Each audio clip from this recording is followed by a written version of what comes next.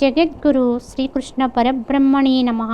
శ్రీ శ్రీ శ్రీ విద్యా ప్రకాశానందగిరి గురు పాదుకాభ్యాం నమః. శ్రీరామకృష్ణ గురు పాదుకాభ్యాం నమః. ప్రేమపూర్వక ఆత్మ నమస్కారములు. క్రిందటి భాగములో భగవానుడు వచిస్తూ మితిమీరినటువంటి దురాచారి అయినప్పటికీ కూడా వాడు కూడా తప్పిదము తెలుసుకుని నన్నే కొలిచినట్లయితే వాడు కూడా ధన్యుడే అని చెప్పి మనకి బోధించడం జరిగింది. అట్టివాడు కూడా వాడి యొక్క స్థితి కూడా అమోఘత్వాన్ని పొందుతుంది అన్నారు. అంటే వాడు కూడా వాడి జన్మని ధన్యత్వాన్ని చేకూర్చుకోగలుగుతాడు, గొప్పవాడు కాగలుగుతాడు, వాడే మహనీయుడు కాగలుగుతాడు, భగవద్భక్తుడు కాగలుగుతాడు. అంటే భగవదాశ్రయత్వం వల్ల ఎంతటి వాడైనప్పటికీ కూడా ఏ స్థితి నుంచి అయినా సరే ఎంత ఉన్నత స్థితికి చేరుకోగలడో మనము దీన్ని బట్టి గుర్తించాలి. కనుక మన యొక్క ఉన్నతి అంతా కూడా పరమాత్మ యొక్క ఆశ్రయత్వం మీదే ఆధారపడి ఉంటుంది. మానవుని యొక్క శ్రేయస్సుతో కూడా పరమాత్మ యొక్క శక్తిని గమనించి తెలుసుకుని పరమాత్మ యొక్క ఆశ్రయత్వము ఎవరైతే పొందుతారో, అలా ఆశ్రయత్వం పొంది కర్మాచరణ చేస్తూ ఉంటారో వారే మహనీయత్వాన్ని పొందగలుగుతారని మనం అర్థం చేసుకోవాలి. అయితే అటువంటి వాడి యొక్క స్థితి గురించి పరమాత్మ మనకి మరొక శ్లోకం ద్వారా మనకి తెలియచేస్తూ, క్షిప్రం భవతి ధర్మాత్మా సస్వచ్ఛాంతిం నిగచ్చతి కౌంతేయ ప్రతిజానీహి నమే భక్తః ప్రణశ్యతి. వాడు సత్వరముగా ధర్మాత్ముడు కాగలుగుతాడు, శాశ్వతమైన శాంతిని పొందగలుగుతాడు. అర్జున, గట్టిగా తెలుసుకునుము, నా భక్తుడు ఎన్నడూ చెడిపోడు. భగవంతుడు చేసిన వాగ్దానం ఇది.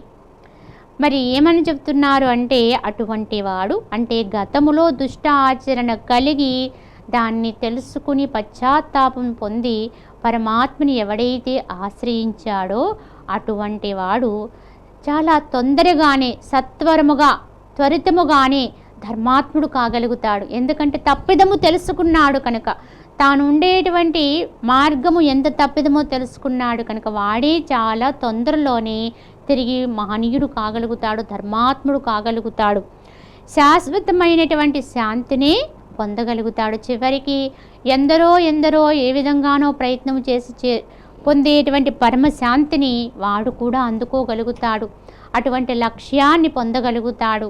దీనిని బట్టి ఎవరిని కూడా మనం ఏ విధంగానూ కూడా పరిహసించకూడదు. గతములో నీవు అట్టివాడు ఇట్టివాడివి కనుక నీవు ఎందుకు పనికిరావు అని చెప్పి వాళ్ళని మనం హేళన చెయ్యకూడదు. ఎవరినైనా సరే చేయూతనిచ్చే ప్రయత్నమే చేయాలి. ఎవరెవరికైనా సరే భగవంతుని యందు ఇంత ఆసక్తి పుడితే కనుక వారిని ఇంకా ముందుకు నడిపించడానికే మనము ఎప్పుడూ సన్నద్ధత కలిగి ఉండాలి తప్ప, నువ్వు గతములో ఈ విధంగా చేసి ఉన్నావు కనుక నీకు ఇది సరిపోదు, నీకు ఇది చెప్పకూడదు, నువ్వు వినకూడదు అని చెప్పి ఎవరిని కూడా మనం అపహాస్యం చేసేటువంటి విధానమే లేదు. ఇది మన పెద్దలు మరి మహనీయులందరూ కూడా గుర్తించిన విషయమే. కావునే మరి ఎందరో గురువులు కూడా ఎంతో తక్కువ జాతికి చెందిన వారిని మరి అల్పుల్ని కూడా తమ జరి చేర్చుకుని వాళ్ళకి జ్ఞానాన్ని ఉపదేశించిన మహనీయులు లోకంలో ఎందరో ఉన్నారు. ఆ విధముగా వారిని తరింపచేశారు. ఎందుకంటే గత జీవితం అనేది నాస్తి. కొత్తగా వాడు జ్ఞానాన్ని పొందితే, కొత్తగా వాడికి తెలివి వస్తే, కొత్తగా వాడికి విషయం అర్థమైతే వాడే మహనీయుడు కాగలుగుతాడు అని చెప్పి మరి మనకి ఇంతకుముందు చరిత్రలో కూడా భక్తులు కథలు చదువుకునేటప్పుడు కూడా మనం చెప్పుకుంటూ ఉంటాం. ఇందుకు వాల్మీకి మహర్షిని ఎంతోమంది దృష్టాంతంగా చెబుతారు. అతని గత జీవితము ఏమైనప్పటికీ కూడా నారద మహర్షి చేత ప్రోక్తమైనటువంటి ఆ నారాయణ మంత్రాన్ని స్వీకరించడం ద్వారా ఆ రామ మంత్రాన్ని స్వీకరించి అతను ఎంత గొప్పవాడు కాగలిగాడో ఇంతకు ముందు కూడా మనం తెలియచేసుకున్నాం. కనుక ఆ విధంగానే మరి లోకములో ఎందరో భక్తులు కూడా మనకి ఉదాహరణగా చెప్పుకోవాలి అంటే ఈ వాళ్ళందరూ కూడా భక్తిభావంతో పాడుకుని మరి భజనలు చేస్తూ తిరుమల తిరుపతి దేవస్థానం ద్వారా ఎంతో ప్రాచుర్యాన్ని పొందుతున్నటువంటి పురంధరదాస్ అని చెప్పబడుతున్నటువంటి ఆయన కూడా ఒకప్పుడు మరి అతను భార్యాలోలుడే. ఆయనకి రంగదాసు అనే పేరుతో ఉండేవాడు. చారుమతి అనేటువంటి భార్య. ఆమె చాలా సుందరమైనటువంటి నేత్రములు కలిగి ఉండేది. యవ్వనవతి, ఆమె యందు చాలా కాంక్ష కలిగినటువంటి వాడే, ఆమె సౌందర్యాన్ని ఆరాధించేటువంటి వాడే ఉండేవాడు ఈ రంగదాసు. అంటే అప్పట్లో ఆయన ఆ నామంతో పిలువబడుతూ ఉండేవాడు. కానీ ఒక రోజున ఆయన ఎంత మోహంలో ఉండేవాడంటే, తన యొక్క అందాల రాసి అయినటువంటి అంత సౌందర్యవతి అయినటువంటి తన భార్య యొక్క నేత్రముల కంటే అందమైన నేత్రములు మరి ఇంక ఎక్కడా ఉండవనేటువంటి తలంపుతో ఉంటూ ఉండేవాడు. ఆ యొక్క ఎప్పుడు తపిస్తూ దాన్నే చూస్తూ ఉండేవాడు. అటువంటి విధంగా ఉంటున్నప్పుడు ఒక్కొక్కసారి ఆమె కూడా విసుక్కునేది. ఎందుకంటే ఆ విధమైనటువంటి భావన కలగడం అనేది ఆమెకు ఒక్కొక్కసారి చాలా ఇరుకాట పరిస్థితి వస్తూ ఉండేది. అటువంటి విధానములో ఆమె ఒకరోజు ఒక ఆలయానికి, ఒక భగవంతుని దర్శించడానికని వెళుతూ ఉంటే, ఆమెము ఆలయానికి వెళ్ళడానికి బయలుదేరితే మరి ఆయన ఏమిటి అంటే, ఆమె యొక్క సౌందర్యము ఎక్కడ ఆ సూర్యరశ్మి వల్ల కందిపోతుందో, ఆ నేత్రాలు ఎక్కడ వాడిపోతాయో ఆ యొక్క వేడికి అని చెప్పి ఒక చామరం తీసుకుని, ఒక గొడుగు ఛత్రం, ఆ ఛత్రం తీసుకుని ఆమె వెంట ఆ గొడుగు పడుతూ కూడా వెళుతూ ఉంటాడు. ఆ యొక్క రహదారి అమ్మట కూడా ఆమె చేతిలో ఒక పూల సజ్జ తీసుకుని చక్కగా ఆమె ఆలయానికి బయలుదేరితే, అతను మాత్రం ఆమెకి ఛత్రాన్ని పడుతూ ఆ గొడుగు నీడలో ఆమెను ఉంచుతూ వెనక నడుస్తూ ఉంటాడు. సరిగ్గా అదే సమయానికి ఆ యొక్క రహదారి మార్గము గుండా ఒక గురువు గారు, మరి ఆ పీఠానికి అధిపతులు, శ్రీరంగనాథ దేవస్థానములో అప్పటికి ఆయన పీఠాధిపతిగా ఉన్నటువంటి స్వామి ఎందరో శిష్య పరంపర శిష్యుల్ని తీసుకుని వెంట నిడుకుని ఆ మార్గం ద్వారా వెళుతూ ఉంటారు. వెళుతూ ఉన్నప్పుడు అందరూ తొలుగుతున్నారు, కానీ ఈ రంగదాస్ అని చెప్పబడేటువంటి ఈయన మాత్రము ఆ స్వామిని చూసి ఏమాత్రము కూడా తటపటాయించకుండా తను చేస్తున్న పని చేస్తూనే ఉంటాడు. భార్యకి గొడుగు పడుతూనే ఉన్నాడు. అందరూ ఆశ్చర్యపోతారు. ఎందుకంటే అంత గొప్పవాడైనటువంటి ఆ స్వామివారు అలా వస్తున్నప్పుడు, ఆ గురువుగారు అట్లా వస్తుంటే అందరూ తొలుగుతున్నారు కదా, ఇతను తాను చేస్తున్న పని ఆపి పక్కకన్నా తొలగలేదే అని చెప్పి అందరూ ఆశ్చర్యపోతూ ఉంటే, చివరికి మరి ఆ గురువుగారు ఆయన దగ్గరికి వెళ్ళి ఆయన అడుగుతాడు, ఏమిటి నువ్వు చేస్తున్న పని అంటే, ఏమున్నదండి, నా భార్యకి నేను గొడుగు పడుతున్నాను. ఎందుకని పడుతున్నావు అంటే, ఆ ఎండకి ఆమె సౌందర్యం ఎక్కడ కందిపోతుందో, ఆమె నేత్రాలు ఎక్కడ కుచించుకుపోతాయో అని చెప్పి అవే చూస్తూ ఉంటాను నేను, కనుక ఆ విధంగా కాకుండా ఉండాలంటే ఎండ నుంచి ఆమెను కాపాడడం కోసం నేను ఆమెకి గొడుగు పడుతూ ఉన్నానని చెప్తాడు. ఆ గురువుగారు చాలా ఆశ్చర్యపోతారు. ఏమిటి, నీ భార్యకి ఎండ తగలకుండా ఉండడం కోసం నువ్వు గొడుగు పట్టుకొని రహదారి వెంట నడుస్తున్నావా? ఇది ఎంత అపహాస్యమయ్యా! అంటే మీరు ఎన్ని అనుకోండి, నాకు నా భార్య నేత్రాలను కాపాడుకోవడమే, ఆమె సౌందర్యం ఆ నేత్రాల్లోనే ఉంది, ఆ నేత్రాల్ని కాపాడమే నా విధి, నా ధర్మం అంటూ ఉంటాడు. ఆహా, అలానా, అయితేని సరే అంత సౌందర్యంగా ఉంది కదా అని చెప్పి నువ్వు ఆ నేత్రాల్ని ఇంత ఆరాధిస్తున్నావు కదా, మరి ఇంతకంటే అందమైన నేత్రాలు కూడా ఉన్నాయి. మరి ఆ నేత్రాల్ని కనుక నువ్వు చూపించినట్లయితే నువ్వు ఈ పని చేయటం మానేస్తావా అని అడుగుతాడు ఆ గురువుగారు. తప్పకుండా, కానీ ఒకటి నిజం, ఇంతకంటే అందమైన నేత్రాలు ఇంకెక్కడా ఉండవు అంటాడాయన. కాదు, ఉన్నాయి అంటాడు గురువుగారు. సరే, నాకు చూపిస్తారా? చూపిస్తా. ఎప్పుడు? రేపు ఉదయమే నువ్వు ఆలయానికి రా, ఆ శ్రీరంగనాథ స్వామి యొక్క ఆలయానికి నువ్వు రేపు ఉదయకాలంలో రా, నీకు నేను దర్శింపచేస్తానంటారు. సరే, వెంటనే ఆయన మార్గాన్ని ఆయన వెళ్ళిపోతారు. ఈయన అన్న ప్రకారమే ఆ గురువుగారు ఓడిపోతారనే ధీమాతోటి ఆలయానికి వెళ్తాడు. వెళితే ఆ గురువుగారు తనకుండేటువంటి ఆ జ్ఞాన విధానములో ఆయనకు ఉండేటువంటి ఆ కళ్ళకున్న మాయపొరని ఇలా తొలగించి స్వామివారి ఇంకా తదేకంగా చూడమని చెప్తాడు. ఆ ఆలయంలో ఉండేటువంటి ఆ శ్రీరంగనాథ స్వామి యొక్క ఆ యొక్క గొప్పదైనటువంటి ఆ విగ్రహాన్ని ఆ నేత్రాల వైపు అదే విధంగా చూడమని చెప్పేటప్పటికీ వెంటనే ఆ రంగదాస్ ఆ విధంగా చూడగానే అతనిలో ఉండేటువంటి ఆ మాయ పొరలన్నీ తొలగిపోయి అక్కడి నుంచి ఒక జ్ఞానజ్యోతి అంటే కాంతి అనేది ఆయనలో ప్రవేశమవుతుంది. వెంటనే స్వామివారి యొక్క నేత్రాలు అలా చూస్తూ ఉండిపోయి ఆ మమేకమైపోతాడు. తదేకమైన దీక్షతో అలా చూస్తూ ఉంటాడు. ఆ విధంగా అలా అర్పణైపోతాడు. అప్పుడు అనుకుంటాడు, ఆ స్వామి నేత్రాల్లో ఉండేటువంటి ఆ యొక్క సౌందర్యాన్ని అప్పుడు వీక్షించగలుగుతాడు. ఆహా, ఎంత సౌందర్యము! నేను ఇంతకాలము కూడా ఈ ఆలయం వెంబడి తిరుగుతున్నా ఏనాడు కూడా నాకు ఈ సౌందర్యం కనిపించలేదే. ఇంత సౌందర్యాన్ని, ఇంత గొప్పదనాన్ని నేను ఇక్కడ ఉంచుకుని నేను ఈ అల్పమైనటువంటి వాటి కోసం ఇంతకాలం ఇలా భ్రమించానని చెప్పి అతనిలో వెంటనే వివేకం మేలుకుంటుంది, వైరాగ్యం వస్తుంది. అది మొదలుకొని ఆయన ఇంకా మరల ఎప్పుడూ కూడా తన భార్య వైపు చూడలేదు. ఆమె తన వెంట ఉంటున్నప్పటికి కూడా ఇంతకు ముందు ఉండేటువంటి ఆ ఆరాధనా భావన ఏది కూడా తనలో ఇంకా లేదు.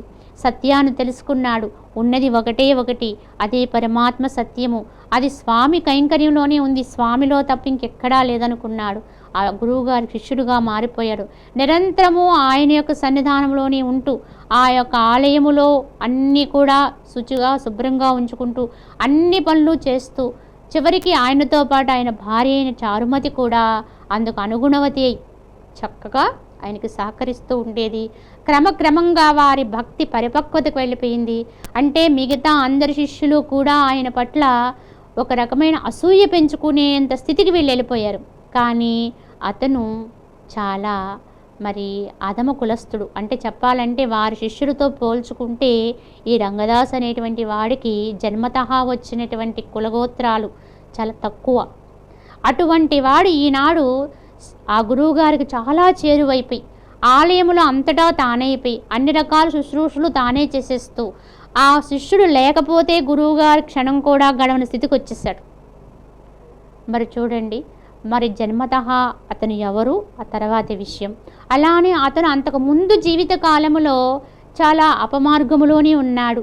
అంటే భౌతికమైనటువంటి ఈ యొక్క దేహం యొక్క సౌందర్యమే సత్యమనే భ్రమలో ఉన్నాడు. అందుకు అందరూ పరిహసించే విధంగా ప్రవర్తన చేసేవాడు.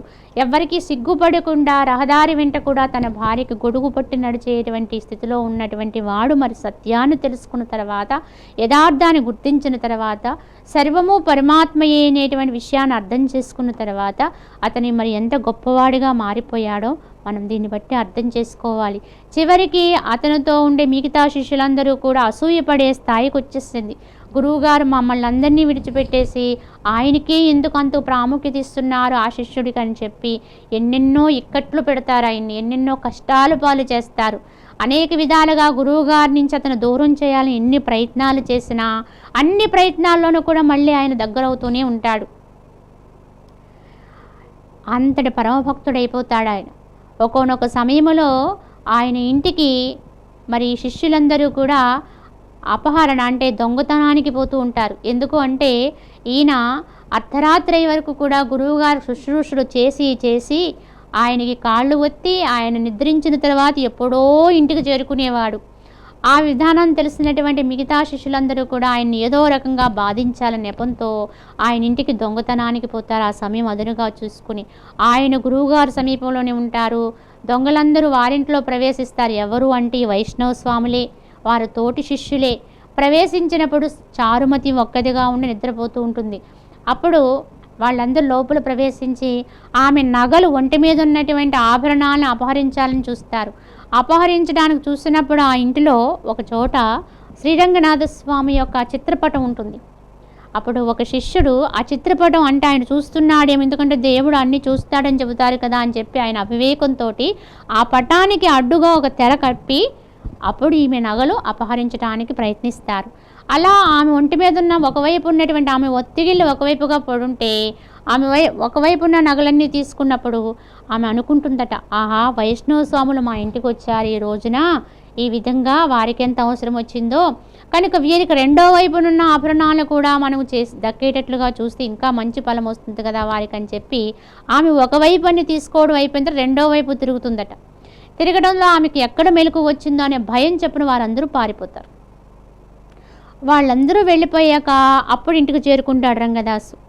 అప్పుడు చారుమతి అంతా కూడా ఒకవైపు మాత్రమే ఆభరణాలు ధరించి రెండో వైపు లేనటువంటి విధంగా ఉన్నప్పుడు అప్పుడు ఆయన గమనించకపోయినా ఆమె చెబుతుంది, ఈ విధంగా జరిగింది, వైష్ణవ స్వాములు వచ్చారు, వారికి రెండో వైపు కూడా ఇస్తామని నేను చెప్పి పక్కకు తిరిగితే వాళ్ళేమో భయపడి పారిపోయారు అంటే ఆమె కోపించుకుంటాడని, నీకేం పని, నువ్వు పక్కకు తిరగాల్సిన అవసరం ఏమొచ్చింది, వారికి ఎలా కావాలంటే అలా వాళ్ళే తీసుకుని వెళ్ళిపోదురు కదా, అయ్యో మన ఇంటికి వచ్చినటువంటి ఆ స్వామి వాళ్ళు నిరాశతో వెళ్ళిపోయారే, ఆ యొక్క భగవద్భక్తులే వాళ్ళు, ఆ భగవంతునికి సేవకులే, వారికి మన వల్ల దక్కవలసిన దాన్ని దక్కకుండా చేయటానికి నువ్వెంతో అపచారం చేశావు, కనుక ఇది చాలా అపచారము, కనుక ఈ రోజు నుంచి నీవు నాకు అక్కర్లేదు, నేను నీ వైపు చూడను అని చెప్పేసి ఆమెను విసర్జించడానికి కూడా సిద్ధపడిపోతాడు ఈ తప్పిదానికి.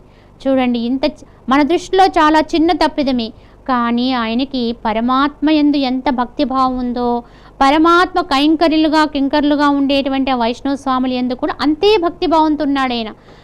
ఇంతకుముందు యథార్థంగా ఆయన్ని ఎన్నో రకాలుగా హింసించిన వాళ్ళు అయినప్పటికీ కూడా వాళ్ళందరూ కూడా ఆ స్వామివారి శిష్యులు కనుక వారికి ఏమేమి దక్కాలో అవి దక్కకుండా అయిపోయిందని చెప్పి విచారిస్తూ తన గురువుగారి వద్దకు చేరుకుని, అయ్యా తప్పిదమైపోయింది అని చెబుతాడు. ఏమి తప్పిదమైపోయిందంటే, రాత్రి నేను ఇక్కడ ఉన్నప్పుడు మా గృహానికి దొంగల రూపం వైష్ణవ స్వాములు వచ్చారట స్వామి.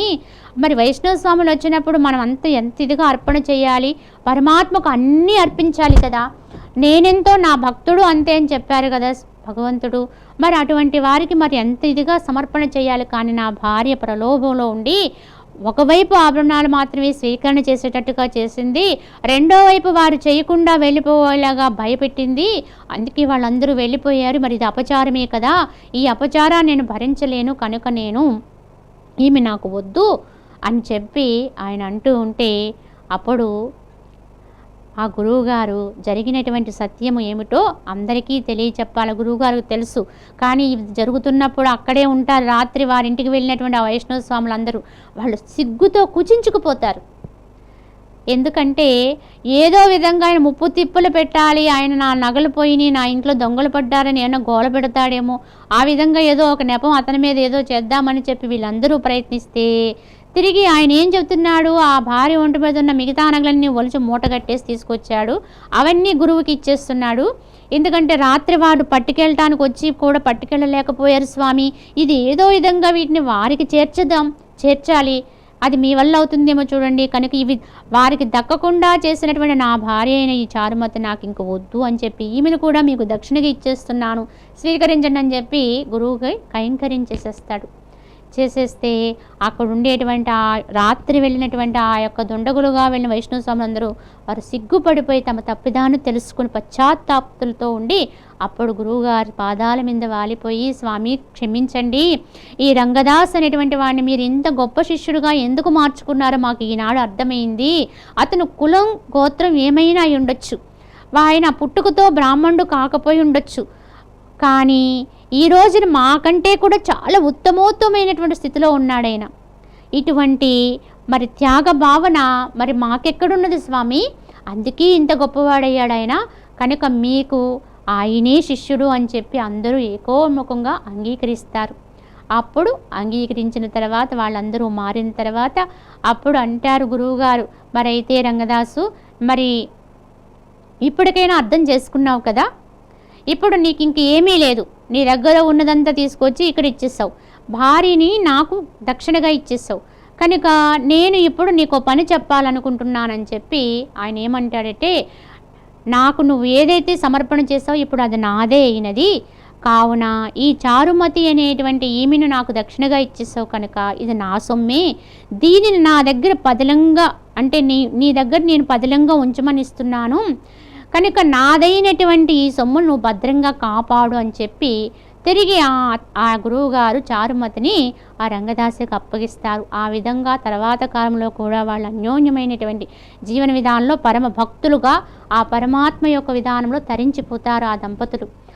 ఆ విధంగా ఆ రంగదాసు గారు ఆ పరమాత్మ యొక్క కైంకర్యములో ఉంటూ ఆ తన్మయత్వం చేత ఆలపించినటువంటి ఆ గీతాలని ఇప్పుడు మనం ఆ లోకములో ప్రసిద్ధికెక్కి పురంధరదాసు కీర్తనలుగా ప్రసిద్ధికెక్కి ఇప్పుడు అనేక అంటే వేనోళ్ళు కొనియాడబడుతూ అంటే అవే మనము సంకీర్తన చేస్తూ మరి దైవమునకు ఎంతోమంది సమర్పణ చేస్తున్నారు.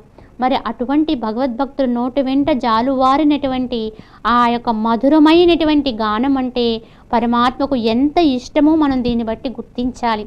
అతను జన్మతః ఎవరు అనేది కాదు ఇక్కడ ప్రశ్న, అతను ఎంత గొప్ప స్థితికి ఎదిగాడు, తన తప్పిదము తాను తెలుసుకుని ఎంత మహత్తరమైనటువంటి మహనీయుడుగా మరి ఇవాళ అందరి చేత గుర్తించబడేటువంటి గొప్ప భక్తుడుగా ఆయన ఎదిగాడో మనం గమనించుకుని మనము గతములో ఎవరు ఏమిటి అనే దానికంటే కూడా ఇప్పుడు మనం ఏమి చేస్తున్నాం, మన వల్ల ఏమి అనేది గుర్తించి పరమాత్మకు మనం ఎంతెంత అర్పణవ్వగలుగుతున్నాం, ఎంతెంత కైంకర్య భావంతో జీవించగలుగుతున్నాం అనేది ప్రధానంగా మనము ఆలోచించాలి. ఆ విధానంలోకి మన జీవితాన్ని మనమే తెచ్చుకోవాలి. ఎవరో మనల్ని మారుస్తారని ఎదురు చూడకూడదు. ఈ విధంగా కొన్ని సాదృశ్యాలను మనం తెలుసుకునైనా ఇంతకుముందు జరిగిన దాన్ని అంతని పక్కకు నెట్టి పరమాత్మ భావాన్ని పెంపొందించుకోవాలి. అయితే అందుకే ఇక్కడ భగవానుడు చెబుతున్నారు, అటువంటి వాడు కూడా గతములో వాడు ఏమై ఉన్నప్పటికీ కూడా వాడు ఇప్పుడు నాకు గనక సమర్పణ అయినట్లయితే వాడు కూడా త్వరితముగానే సత్వరముగా, అంటే ఎప్పుడో కాదు, వాడి భక్తి ఎంతెంత వికసించిపోతే, వాడి జ్ఞాన భావన ఎంతెంత ఫలిస్తే అంతంత త్వరగా. ఎందుకంటే చీకటి అనేది ఎంత గొప్పది అయినా వెలుగు రాగానే చీకటి తొలగిపోతుంది. ఆ సూర్యోదయం అవ్వగానే చీకట్లన్నీ కూడా పటాపంచలైపోతాయి. ఆ విధంగానే సత్వరముగానే వాడు ధర్మాత్ముడు కాగలుగుతాడు, శాశ్వతమైనటువంటి శాంతిని పొందగలుగుతాడు.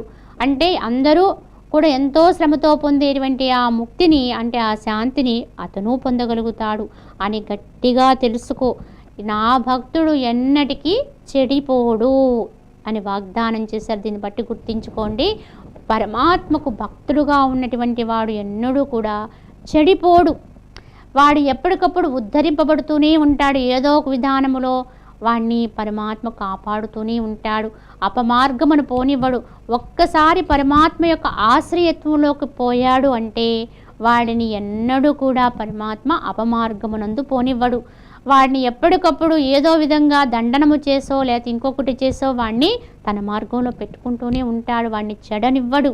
ఎప్పటికీ కూడా వాడు సన్మార్గగామిగా ఉండేటట్లుగానే చేస్తాడు. కనుక నా భక్తుడు చెడడు, వాడికి ఎప్పటికీ కూడా ఉన్నతమైన స్థితినే నేను కలిగిస్తాను అనేదానికి ఇక్కడ ఇది ప్రమాణం. మనము కూడా ఎవరికి వాళ్ళని గమనించుకోవాలి. మరి ఈ భగవద్భక్తే మనల్ని ఎంతటి ఉన్నత స్థానానికైనా తీసుకెళ్తుంది. ఒక రాయిని రత్నంగా చేయగలిగే శక్తి ఎవరికి ఉందండి అంటే అది పరమాత్మకే ఉంటుందండి. ఒక అల్పుణ్ణి మహాత్ముడు చేయగలిగేటువంటి గొప్ప స్థితి కలిగించే శక్తి ఎవరికి ఉందండి అంటే అది ఒక పరమాత్మకే చెల్లుతుంది, అది ఎవరి వల్ల కాదు. కనుక ఈ విధంగా పరమాత్మ యొక్క ఆశ్రయత్వములోకి వెళ్ళడం ద్వారానే ఎవరైనా సరే ఉన్నతమైనటువంటి స్థాయిలోకి ఎదగగలుగుతాము. ఎంతవరకైతే మనకి అహం అంటే పరమాత్మని ఆశ్రయత్వం లేని విధానంగా ప్రయత్నం ఉంటుందో అవన్నీ ఇక్కడిక్కడే పడిపోతూ ఉంటాం. పరమాత్మని అండగా ఉంచుకుని నీ ప్రయత్నం నువ్వు చేయగలిగితే అటువంటి వాడే ఇందులో అయినా రాణించగలుగుతాడు. వాడే గొప్ప ఉన్నతమైన స్థితికి వెళ్ళగలుగుతాడు, ఉన్నతమైన స్థాయిని పొందగలుగుతాడు. కనుక పరమాత్మ ఆశ్రయత్వాన్ని మాత్రం ఎన్నటికీ కూడా ఎవ్వరూ కూడా విడిచిపెట్టకూడదు, దాన్ని ఆశ్రయించే ఉండాలి. నా భక్తుడైనటువంటి వాడు చెడడు అని ఆయన ఇక్కడ వాగ్దానం చేసి ఉన్నాడు. అలాని తన్ను ఆశ్రయించినటువంటి వారు ఎటువంటి వారైనా సరే ఉత్తమ స్థితినే పొందుతారని చెబుతూ మాం హీ పార్థ వ్యపాశ్రిత్య ఏపి స్యుః పాపయోనయః స్త్రియో వైశ్యాస్తథా శూద్రాః తేపి యాంతి పరాంగతిం. అర్జున, నన్ను ఆశ్రయించి స్త్రీలైనను వైశ్యులైనను శూద్రులైనను మరీ పాపజాతులైనను ఉత్తమ పదవిని పొందగలరు అన్నారు. ఇక్కడ నా భక్తుడు చెడడు అని చెప్పారు క్రిందటి శ్లోకములో.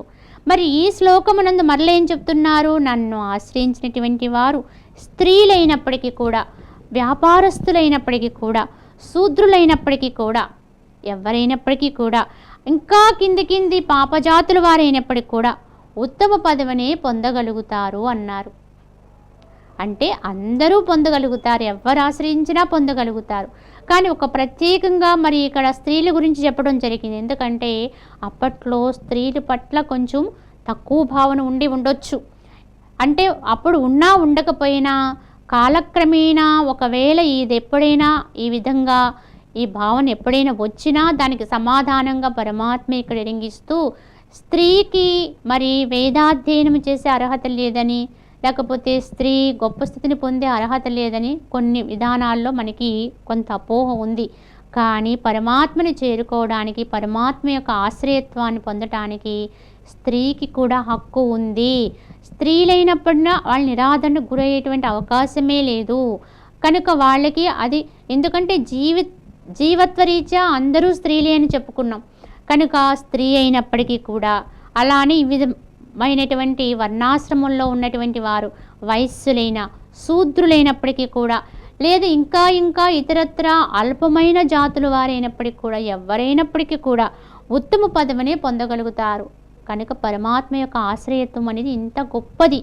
వాళ్ళు ఏ యొక్క వర్ణం వాళ్ళు, లేకపోతే ఏ స్థితిలో ఉన్నవాళ్ళు అనేది కాదు, ఎంతెంత ఆశ్రయించి ఉన్నారు, ఎంతెంత అర్పణవుతూ ఉన్నారు, ఎంతెంత పరమాత్మ తమను తాము అర్పించుకున్నారో అది గమనించాలి. ఇక్కడ ఒక భక్త కన్నప్ప, అతను మరి కోయవాడే, అతనికి ఏ పాండిత్యమూ తెలియదు, అయినప్పటికీ కూడా వాడు భగవద్భక్తుడిగానే చెప్పబడుతున్నాడు. అతనికి ఉత్తమ గతి ఇచ్చాడు. కానీ అతనిది మరి గొప్ప జ్ఞానమా అంటే జ్ఞానము కూడా కాదు, ఒక మూఢ భక్తి. కానీ ఆ భక్తి కూడా ఎటువంటిదంటే పూర్తిగా తన్ని తాను అర్పణ చేసుకున్న భక్తి. అక్కడ ఆ భక్తికి అంత గొప్పతనం వచ్చింది. ఎందుకు అంటే భగవంతుని యందు ఎంత భావన ఉన్నా మనము కొంతవరకే సమర్పణ చేయగలుగుతాం. మరి ఆ తిన్నడు మరి అతనికి ఏ ఒక్క సంస్కారము లేదు, పాండిత్యము లేదు, కానీ భగవంతుడు అనేవాడు ఒకడు ఉన్నాడు, అది సత్యము, వాడికి నేను ఏదైనా ఇవ్వగలిగి ఉండాలి అనేటువంటి జ్ఞానం ఉన్నది. కావునే అది ఏ విధంగా ఆయన అర్చించాలో కూడా తెలియదు కనుకే ఆయన అర్చించే విధానం కూడా అలాగే ఉండేది. ఎక్కడెక్కడో తిరిగి ఆ ఆకులు అలములు కోసుకుని ఆ పళ్ళు తెచ్చుకుని, ఇంకా చెప్పాలంటే అతను తినేటువంటి ఆ మాంసాన్నే అతనికి ప్రసాదంగా పెట్టాలనుకుని, అలాగే ఆ యొక్క నీటిని తోటి ఆయనకు అభిషేకం చేయాలంటే అది ఎక్కడ పట్టుకోవాలో తెలియక నోట్లోనే ఆ నీటిని పుక్కిలించి పట్టుకుని తీసుకొచ్చి ఆ శివలింగం మీద ఊసి పక్కన అంతకుముందు ఉన్నటువంటి నిర్మాలను పక్కకు తోసి తాను తీసుకొచ్చిన ఆకులు అలములు ఆ లింగంపై వేసి తాను తెచ్చినటువంటి ఆ మాంసాన్ని ఆయనకు ప్రసాదంగా పెట్టాడని చెప్తారు. ఇది తప్ప అంటే తప్పని అతనికి తెలీదు. మనకైతే అది తప్పిదమే, అయ్యో అది దోషము కదా, అలా ఎంగిల్ని ఆయనకు సమర్పణ చేయొచ్చా, ఆ విధమైన జలాన్ని ఆయనకు అభిషేకం చేయొచ్చా అని నీకు తప్పని తెలుసు కనుక మనం చేస్తే దోషం. కానీ ఆయనకి అది తప్పు అని తెలియదు. అక్కడ ఒకే ఒక భావనతో ఉన్నాడు, భక్తి భావనతో ఏదో విధంగా పరమాత్మకు అర్పణ చేయటమే ఆ భావనతో ఉన్నాడు కనుక అలనాడు తిన్నడు భక్తిని ఎవ్వరూ కూడా విమర్శ చేయటానికి వీలు లేకపోయినది. కావున ఈ యొక్క కథాంశాన్ని మరి వచ్చే భాగంలో మరికొంత మనం వివరించుకుందాం. హరి ఓం తత్సత్.